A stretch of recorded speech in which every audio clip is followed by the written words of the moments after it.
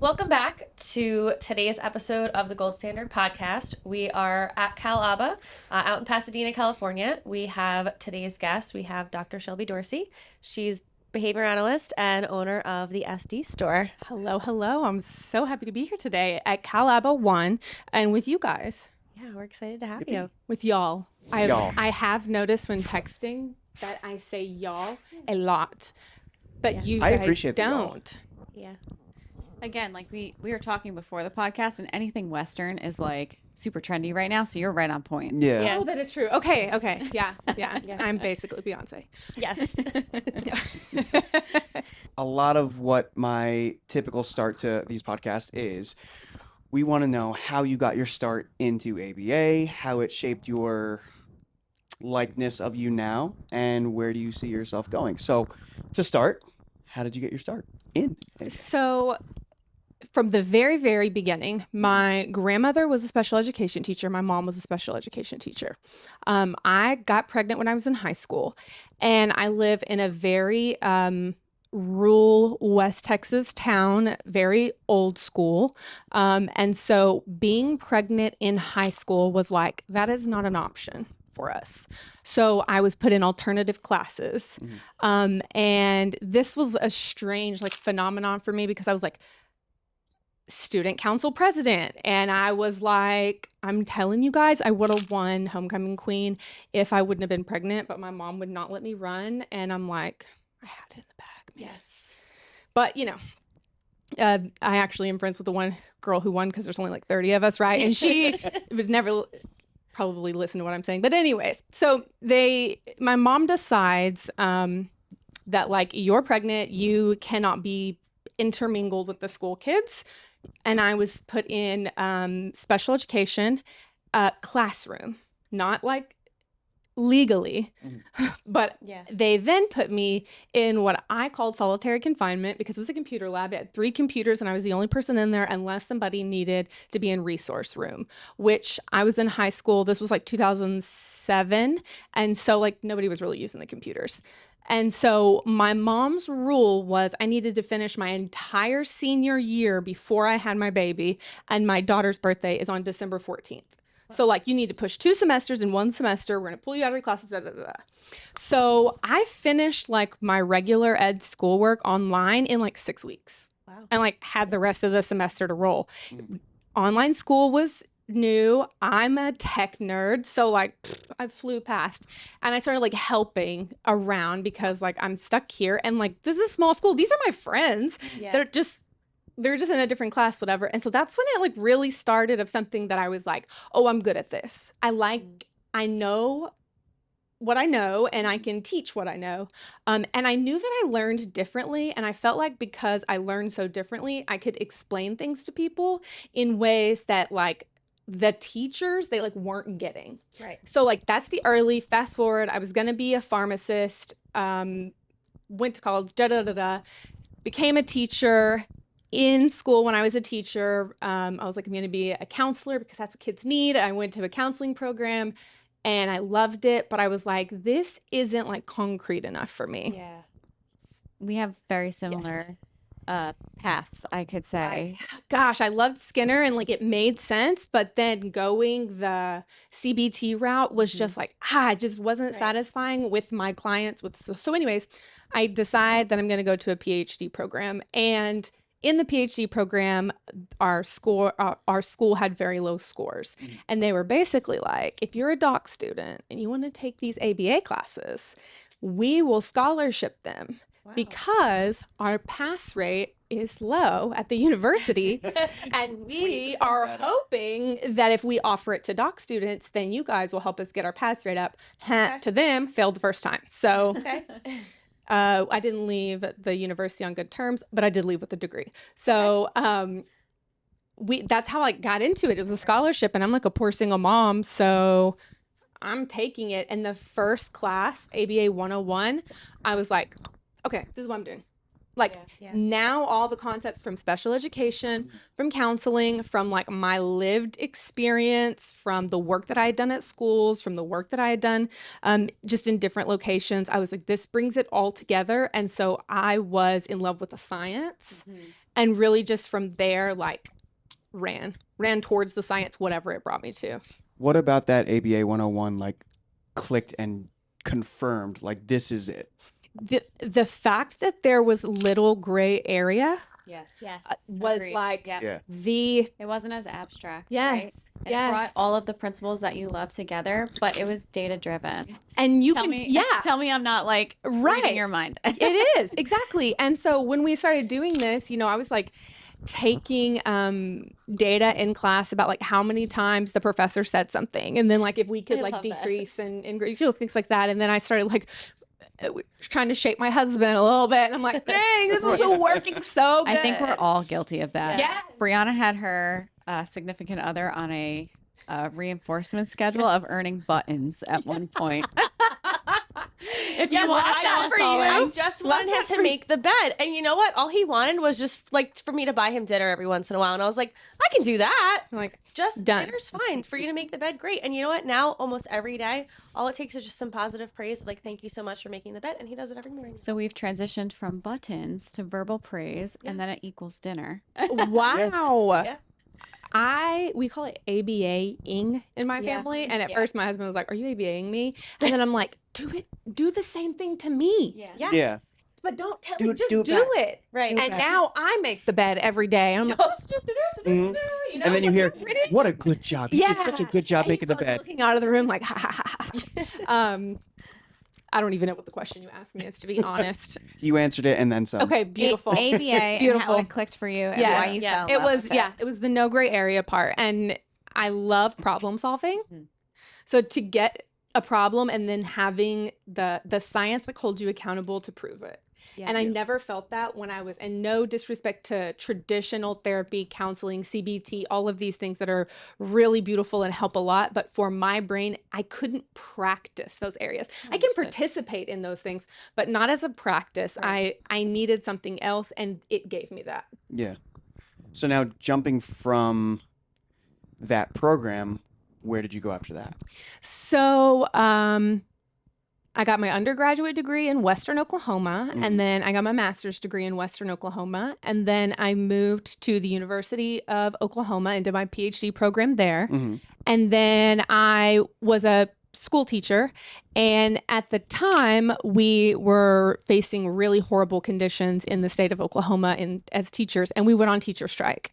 Yeah. And we actually went a couple of times. So we went one time and it didn't shut down the schools, then we did it again, and it like shut down the schools for 6 weeks. I had to move my daughter in with my parents in Texas so she could continue the school year Mhm. because the schools, we were on the picket line every day. It was a huge deal. And I kind of made the vow, like, if this doesn't get better, in good conscience, like I'm getting my PhD in special education. Yeah. I can't put my kids in school here. Right. Like my values are education. Like I can't do it. And so when all of that ended, I told my husband, like, I won't live here and I won't put my kids in school here, Yeah. which was a huge deal because he loves Oklahoma. Yeah. He still works there. All my friends, everything is there. So anyways, we moved to Texas, and I was very fortunate to link up with UNT, the University of North Texas. They have a center called KFAC, the Kristen Farmer Autism Center. And basically, I'd worked out a deal. I can do my dissertation at your facility in North Texas, which is in Denton. It's still a close enough drive that my husband can work back and forth from Oklahoma and Dallas. My in-laws are in the DFW area. It was great. Texas schools, all of that. So I started that process, and COVID Mhm. Yeah. hit. I was interested in telehealth. I was very interested in telehealth because I'm from the middle of nowhere. So like when we got the internet, it was like we were ripped from the 70s and like pulled into the 2000s. When we could order things online, like I live 90 miles from like, I used to say Target, but now we're like, Target's a bad example, but like Target, that's 90 miles away. A Costco, 250 miles away. Wow. So like a grocery shopping thing was all day It was, event. that was it. Yes. Or we have a grocery store that's like It's like a local a grocer. local grocery store. It has food.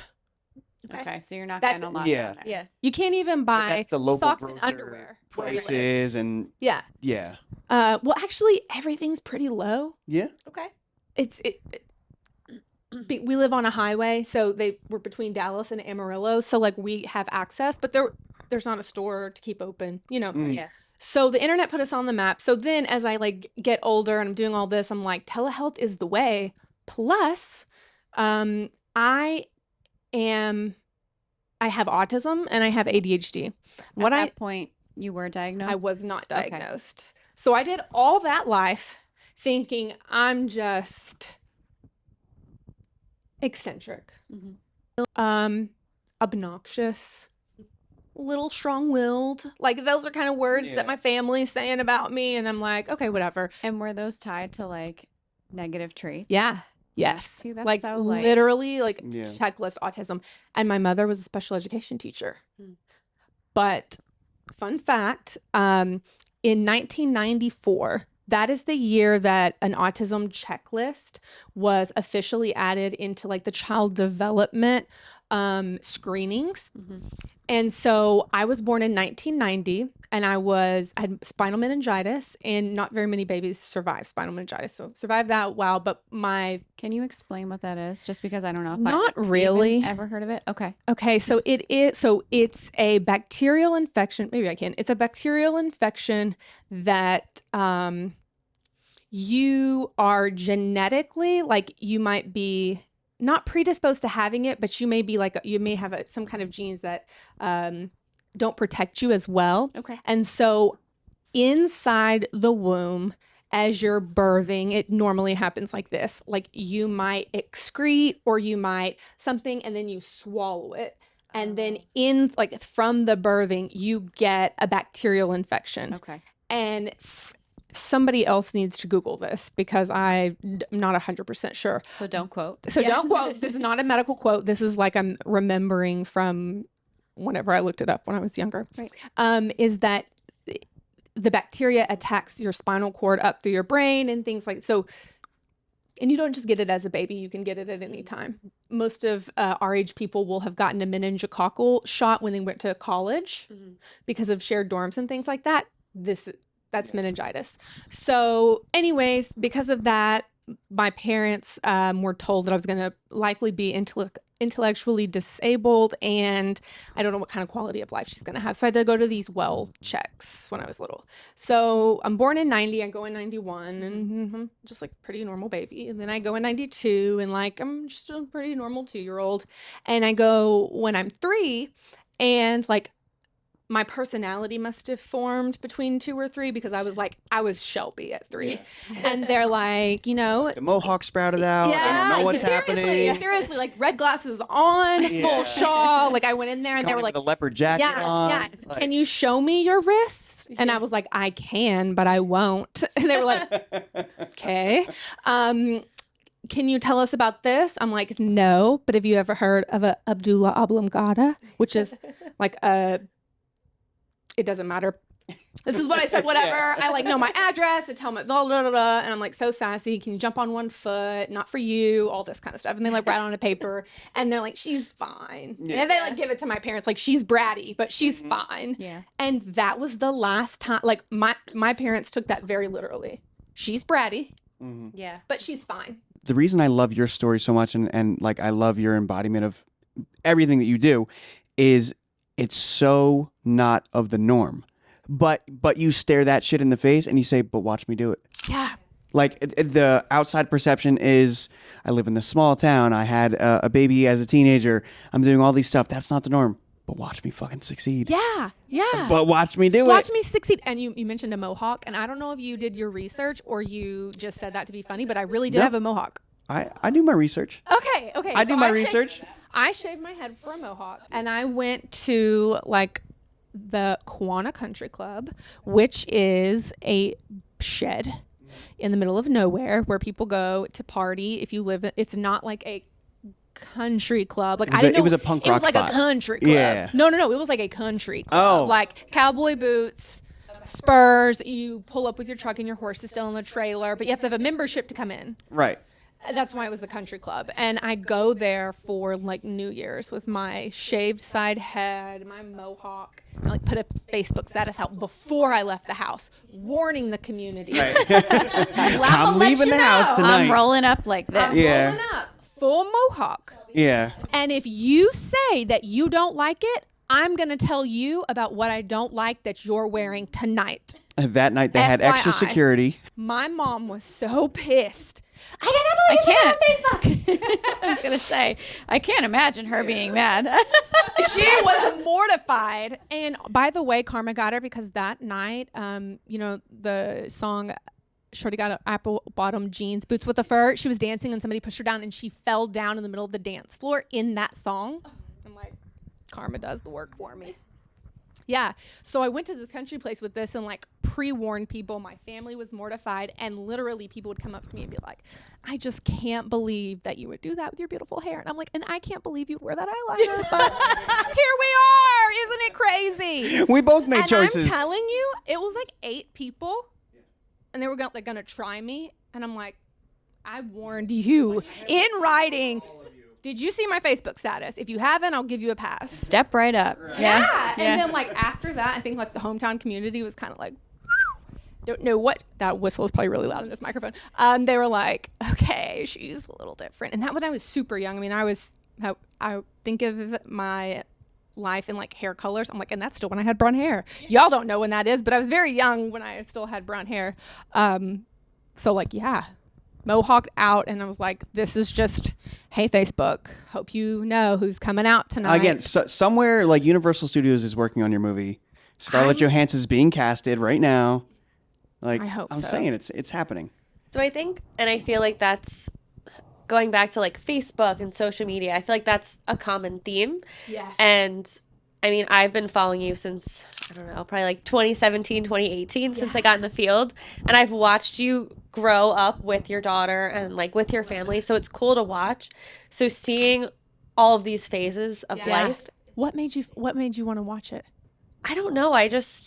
You posted, initially it was about how to use ABA for your finances.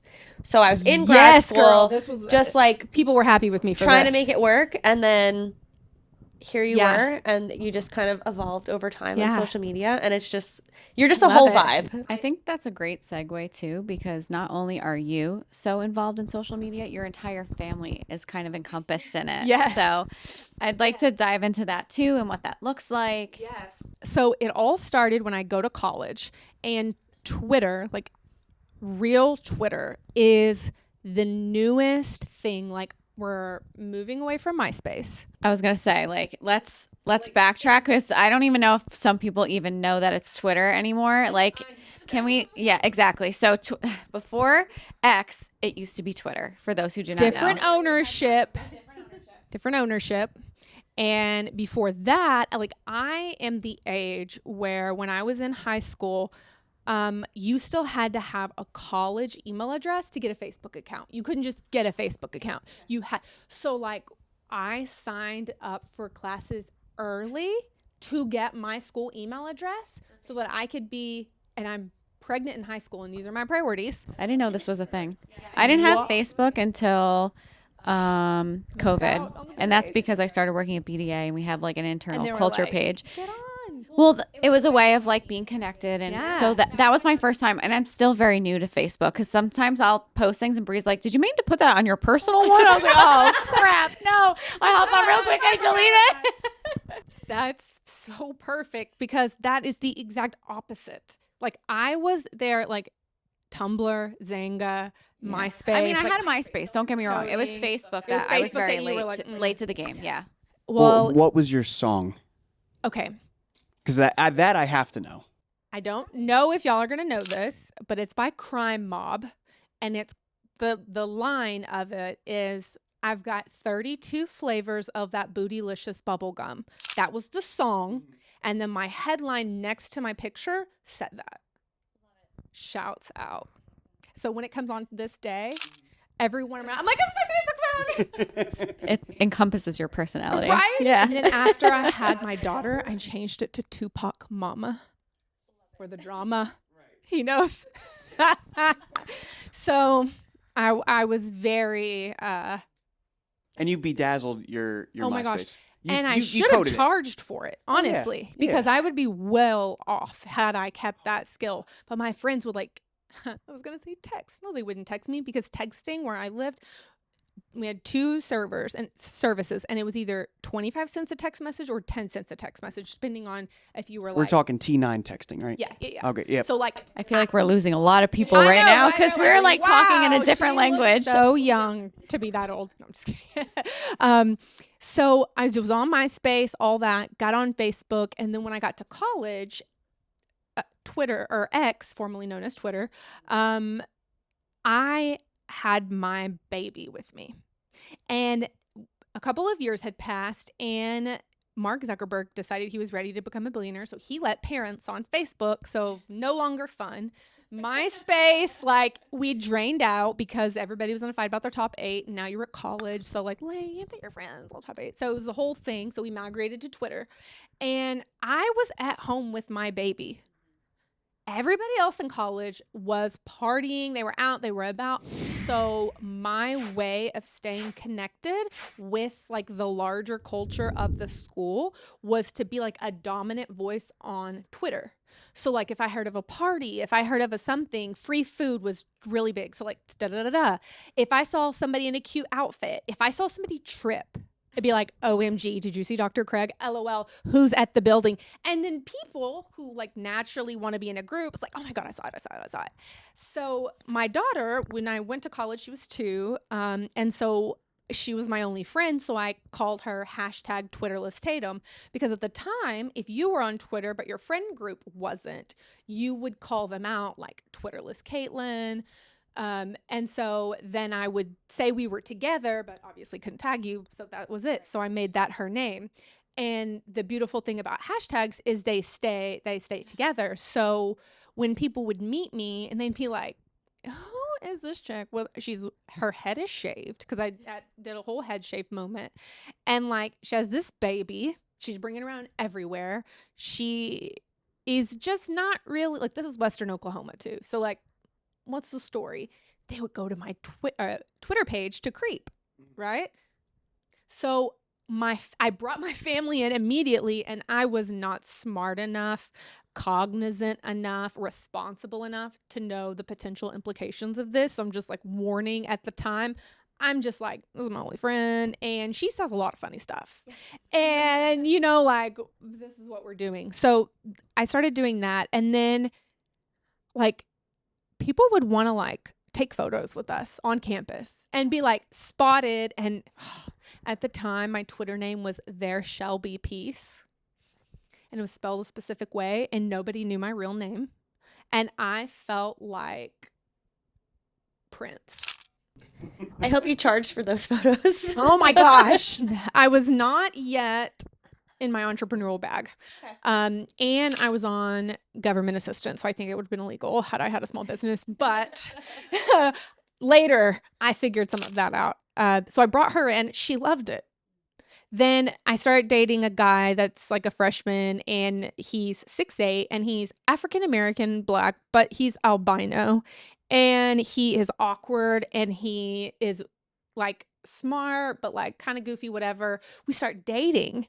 And this is like a hot topic, because he has been, everybody in this podcast is like, okay, we don't care about all this, but I swear it means something to the story. He's quite the ladies' man. And he was a freshman, and I was like a junior. I'm Twitter famous in the day. Yeah. And like, what are they doing together? And so it was like a play. Like, we had our own little like telenovela via. I was gonna say, people were interested. Yeah. And it was a storyline, and it was like, we can't be seen together because we're not really together, and I'm on a date with somebody else, and paparazzi catching me at Brahms. Anybody that's familiar with Oklahoma knows that Brahms is the OG, and it's where everybody eats and gets ice cream and stuff. And so that's like when people started getting invested. Well, then, you start dating, and now we're posting each other. Well, he is a DJ, so he grows a social media following off of being a basketball player and a DJ. We start throwing these big parties together. We start figuring out how to make some money, and then people are really interested in us, and we use it to build clout because we're young and whatever. What we didn't know is that we were going to like literally be together forever. Like we got married and we have a baby together and all that. But like being a family on the internet was just like, the internet is just our medium to get ourselves out there because we are not afraid to be out there. And at the time in social media, everything was don't put your phone number. I'm sorry. Don't put your phone number. Don't put your name. Don't put your real name. Don't put your da-da-da. Don't post a picture of this. Don't say you're there. Da-da-da-da. Don't read, all of these things. And so it was really rebellious to do these things. And I have found that I am very reinforced by being nonsensical or being a paradox to a group of people that I feel like don't understand me. And then when they get the duality of it and that like confuses them, oh, it's so reinforcing. Man, like that is my sweet spot. So this fed all of that. And so I think also being an autistic person, and this is like a more meaty part of the discussion, but there is a part that is important.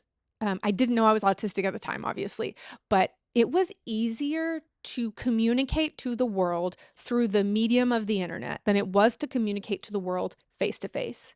Because face to face, there were barriers that I just couldn't decipher what they were. And again, it kind of goes back to like, wait, but I'm smart. Why don't you think I'm smart?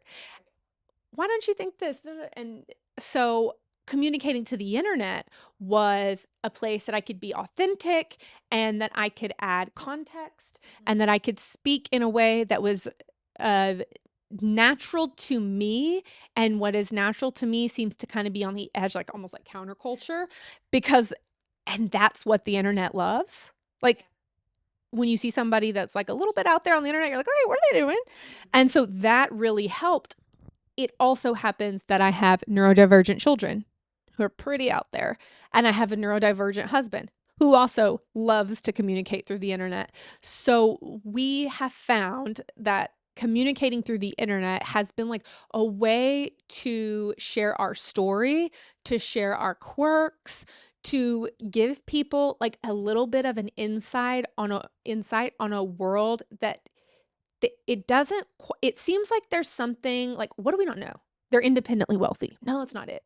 They're on drugs. So they have like, ultimate energy. No, that's not it. They're this, they're being funded. They've got a production.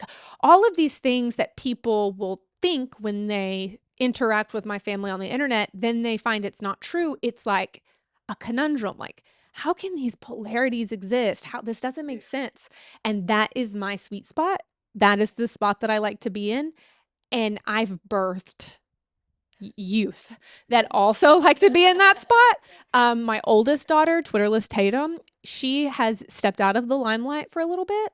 And so if you follow me on Instagram, if you are on my close friends, that is a contract that me and her have that I have a set of rules that I abide by for my 17-year-old daughter, what I will not post on the internet versus what I will post on the internet. And so I use my close friends as like, this is the stuff that Tatum has said. Absolutely, whatever you do not post this on the internet or I will die.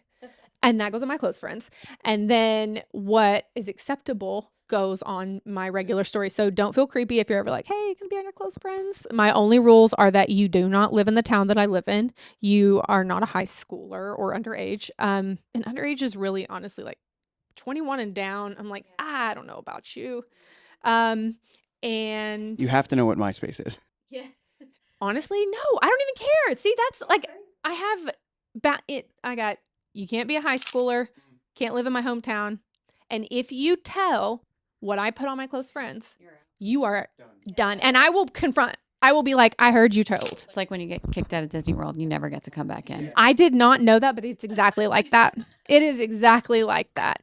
So I will put disclaimers. But my youngest daughter, Violet.com Dorsey, as she goes by naturally, she's all in it. And there's like this discussion of what do I allow her to share about herself? What do I share about them? Because my husband and we have like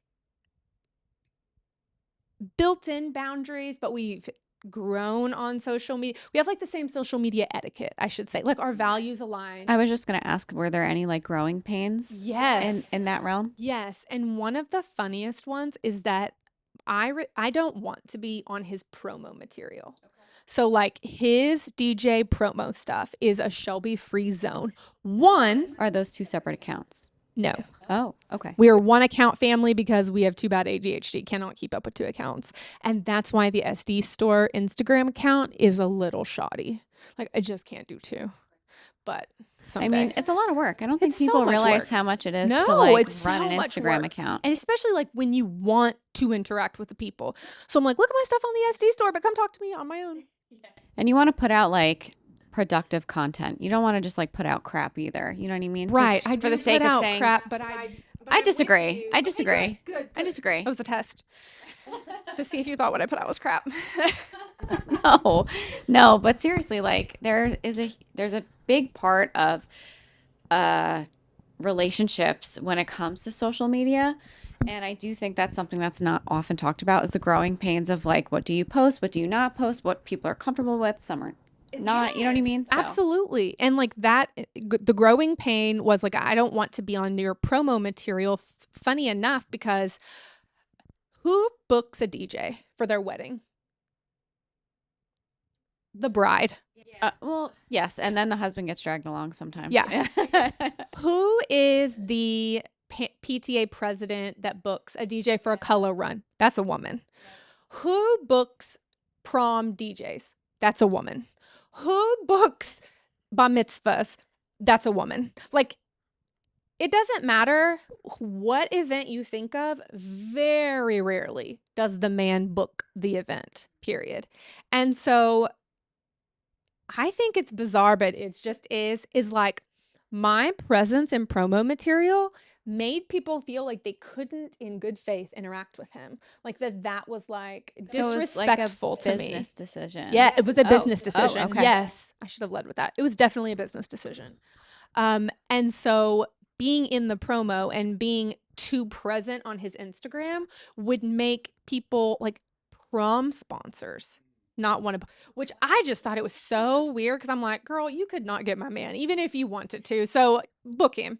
But I think because we're in the South and we're kind of like South Midwest, that there's a very traditional vibe. And so maybe that's it. And I've even had people ask like, is it okay to follow your husband? I'm like, yes, girl. Although we're only like 400 followers different than each other. So if you follow him, you should follow me as well, because it's like literally every night. It's like I'm at 14,992, you know, because I love the data on the backside. So it was a business decision. And then as we progressed, it was like, I was like, okay, wait, you got to put like a picture of me on there somewhere. Like I need something. And then it was like, but not like that, you know, because I don't know about anyone else's partner, but mine, for like the first 10 years of our relationship, took the worst photos of me ever. Like, I think that's a husband thing. Yeah. It's a training. Yes. That's why I said 10 years. Cause I'm like, cause he's almost there now. Sometimes I'm like, you outdid yourself really. Like this You is. see some of those reels where it's like the pictures I take of my husband and they're like these the most Yes. beautiful photos out there. And then it's like, and then the photos he takes of me. And it's like the most hideous thing you've ever seen. I think That is honestly, it might be done on purpose. It's kind of like Ryan Reynolds and Blake Lively. I would He'll take like the most no, obscure not pictures for and be me. like, I love my beautiful wife, and it's her like, I do not play that with my husband. Give me your best. Yes. If it is not your best, we'll be here all day. we will do And a redo. I'm so rigid and repetitive, like doesn't bother me. I've got all day. Time is nothing. That's all. Something else funny just being on here is like I listen to podcasts a lot, and I've listened to you guys, and I listen to your shorts, and I've been on other podcasts. And one thing that people say about me after they hear me on the podcast is that they don't typically hear the guest disagree with the host. And I'm like, same. I would never. And so before I came here today, I was like, I'm going to think about that consciously because it's something other people have said, but I don't really think I disagree. But it's been like 7 times now that I've been like, actually, no. But that's good though, It because is. again, it's the authenticity. It is. And I mean, at least for us, it's not about needing to agree with us. Yes. It's about what you believe. And I love that, but I also think it helps normalize the way that autistic people have conversation where we're like in agreement. We're like but the semantics of the conversation matter to what I am agreeing to or saying yes or no to. And in, let's say, like work evaluations or meeting a group of people that you should be impressing that, you really want to give off something, it can be seen as aggressive, disrespectful, intimidating if it's a group of different, and so going on podcasts and talking and being authentic, part of it is like, disagreeing is great. It actually means I'm having a much better time because if I was just sitting quietly, you would tell that I didn't want to be here. Like, yeah. And so I like the way that it shows. Yeah. And I think we've all kind of learned this from Brett too, is Brett very much preaches like disagreement creates more results because then you get to what the bottom of that is. Like, all right, well, we disagree, but why exactly do we disagree? It doesn't necessarily matter, but the fact that you believe something different, that's okay. Yeah. But we're going to get through it together. And it's context. Yes. I love that. Yeah. I love that. Because if everyone in the room agrees, you're not really getting anywhere. You're kind of Yeah. just like going in a big circle. Like, oh, yeah, you agree, you agree. Okay, cool.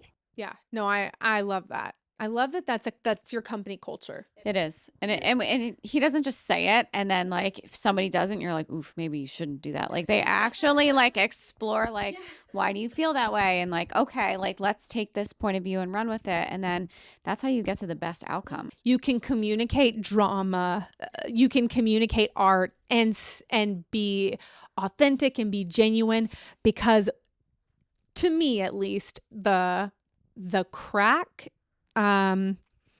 that like dismantles anything that you've built is like the crack of dishonesty or the crack of like inauthenticity. Thank you. And that crack is something that I don't want my children to fall into to please someone, respect. Okay. But you don't need a crack in your foundation to respect someone. You don't need a crack in your foundation to disagree appropriately or respectfully. You don't need a crack in your foundation to get a job. And when I got my first teaching job, actually one of the conditions with my contract was I had to go on Facebook and I had to delete every photo of me in a bathing suit. I'd gone on a family vacation like I could afford I was wearing my sister's bathing suit. And I had to delete all of this because they didn't want like to be a bad impression on the kids. And I just thought like, it's going to be a really sticky situation when you know me in real life because that is the least offensive thing that is going to happen between us. And it ended up that it really wasn't a good fit. And when it like came to a head, I actually like had a discrimination case because it was when skinny jeans first got popular. And I wore skinny jeans, like dress pants from Old Navy. I wore skinny jeans from dress pants or dress pants from Old Navy that were like skinny ankle cigarette pants is like what they used to call them. Wore those. And I got sent home for being dressed inappropriately. Wow. Whole outfit from Old Navy. I'm like, I don't even think they sell it from work. From work. From work. Not even like as a student or something. No, from work. And I was required to photo log my outfits every day because I was going into like a discrimination case. Hello, content. Before anyone was posting outfit pictures, I was doing it being like, F you bitches, here's my outfit for the day. Every day here's my teaching, like I'm going to have proof online that I did not wear anything inappropriate. And then people started commenting on my fashion. So that was like a rabbit hole that I did not even mean.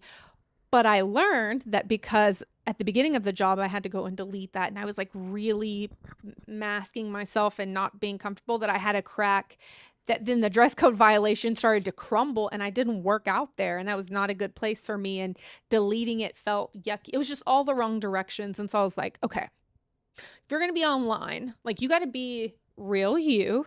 You have to do real you stuff, and you can't do smoke and mirrors. Like, that's a really easy way to get caught up in all the bad things. And so early on, that's kind of my motto. And then my kids, we kind of do the same thing. And so they will film videos, and I will just keep them on my phone. Like, my 5-year-old thinks that she has millions of subscribers on YouTube, and she just has a private Instagram of only family and friends. But I will post her on my account every once in a while, and she's like fully in it. Like, she's like, hello fans, it is violet.com Dorsey. So like, and she says describe sometimes instead of subscribe. So I love that. And I read online like parenting and when to let your kids have social media, but it's like, it's kind of part of our family culture. Social media is like part of our family culture. And I'm autistic, and my husband has ADHD. My oldest daughter has ADHD, and my youngest daughter is autistic. And all 4 of us are able to communicate through electronic communication, communicate through the internet in a way that is different, unique. It's different and unique. It's also a more comfortable, less effortful communication in a lot of ways.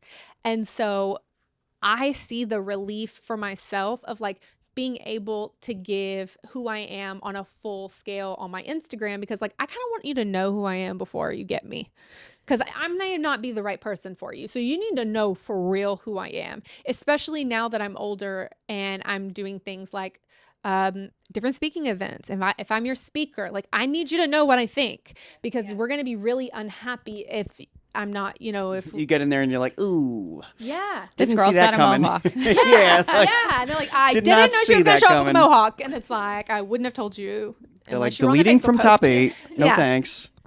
So doing that, like living that, has then helped me, because then only people who have accepted the full version, and I know not every autistic person wants to put like their full vulnerability out there on the internet, but I do think that sometimes we infantize autism, and then we think, okay, because they have autism, or because, social skills are an area that there's a visible or a trackable deficit in, then the internet is something that is probably way too socially complex for these kids. And we got to be extra safe.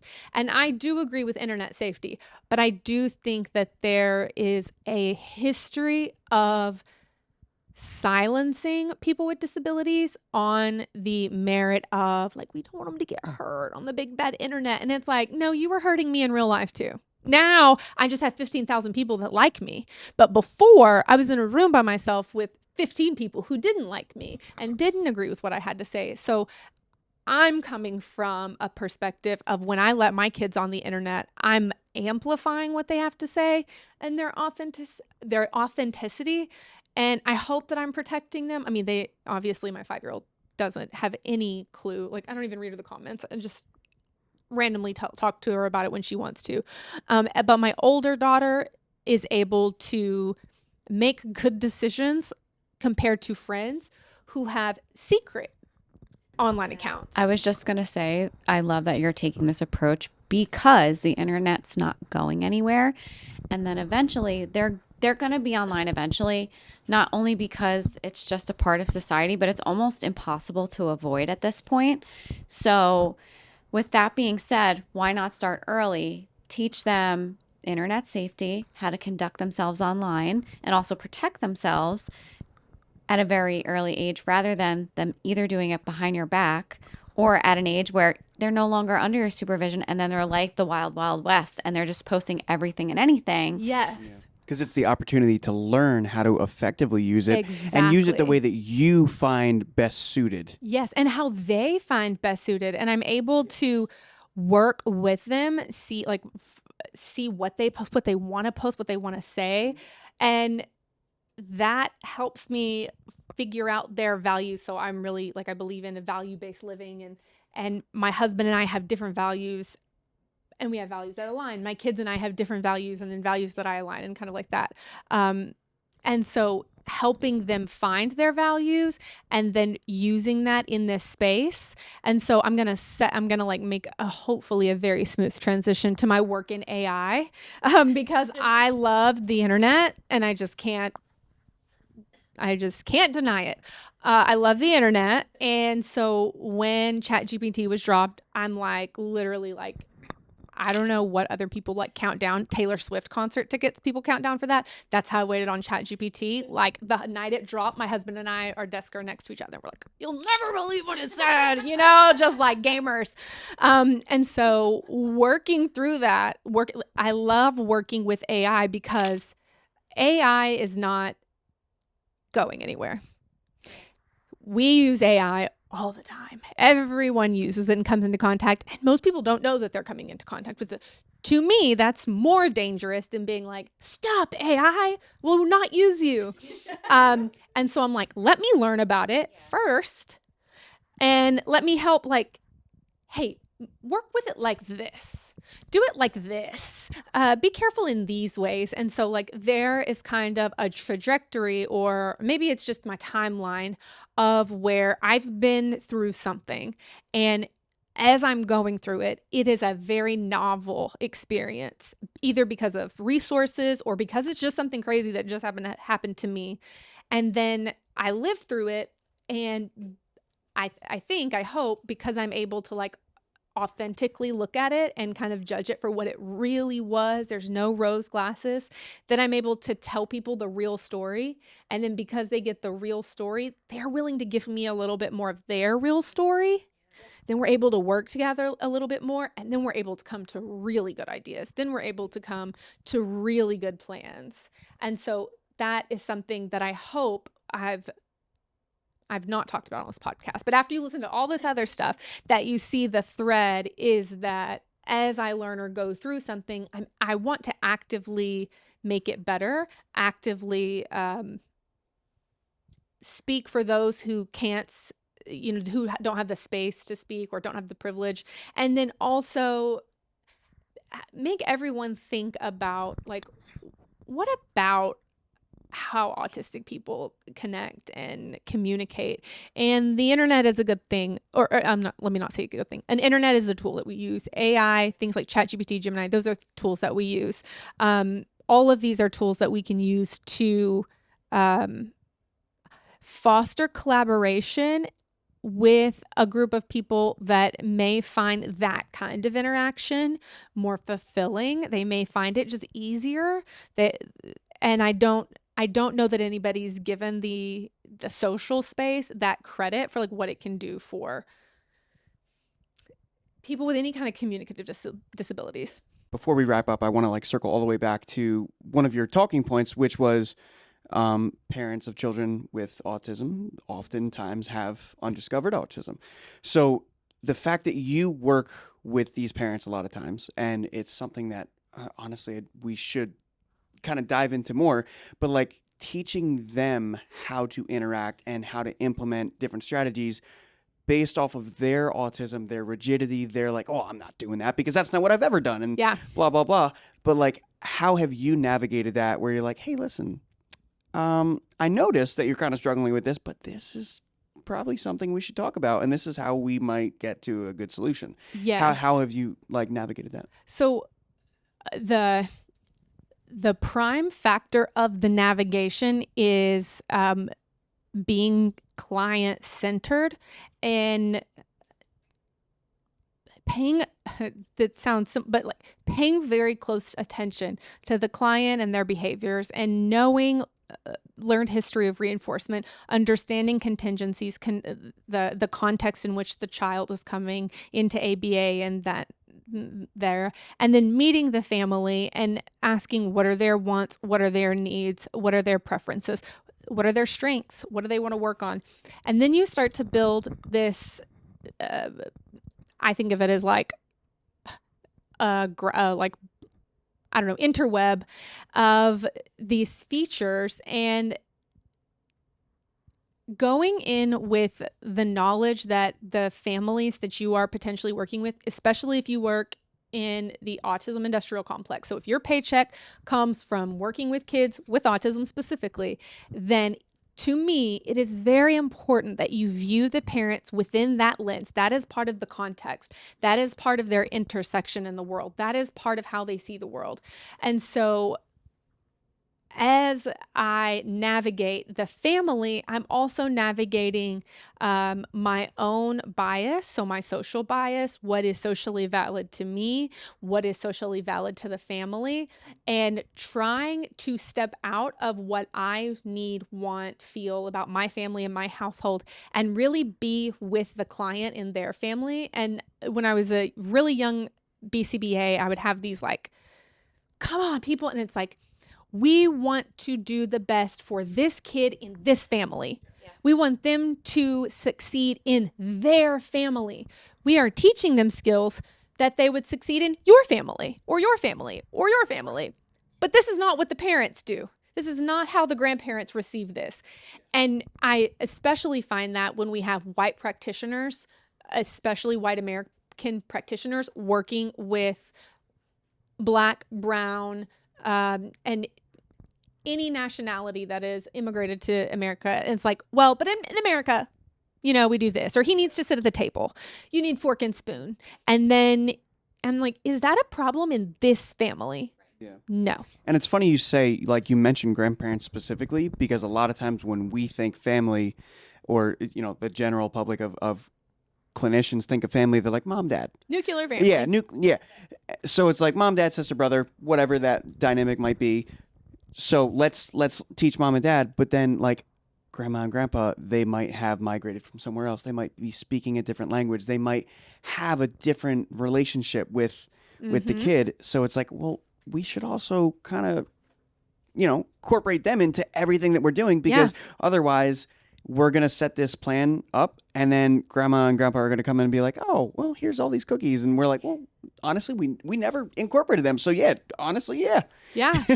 And things like, you know, I've had a couple of clients where the most important thing to the parent was, can they sit through a religious session?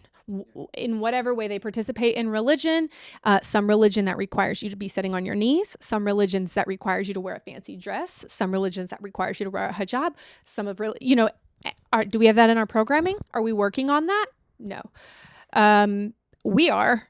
I hope whoever hears this is, but are we taught to do that? No. In the same way that we have to have that cultural humility for the individual client, I was just in a keynote, and Brian Middleton, who on Instagram is the Bearded Behaviorist, he mentioned, you know, deaf culture has a specific culture. And when you are around deaf people, you can pick up on deaf culture, ways of being and things like that. Autism is starting to show that culture a little more because of the internet. We're all able to kind of get in one place, where before we are not known together in large groups. And so we're able to get there, and we're starting to kind of have an autistic culture. And so that is part of the family. And so one thing that I speak on a lot, and I work heavily with my parents, the parents that I work with, and I work with undiagnosed and diagnosed parents, is that this is a individualized parent training. This is individualized parent engagement. These are individualized goals based on your family culture, you as a parent who are neurodivergent or differently abled in whatever way, and then working through that. Yeah. I think that perfectly answers it. Good. Tied it up in a nice bow. Yeah. Yeah. All right. So Shelby, before we go, where can our listeners find you? Do you have any upcoming events? Okay, so you can find me at Instagram, and it's just at DR, so Dr. Shelby Dorsey. And then also you can find my apparel and gift line at THESD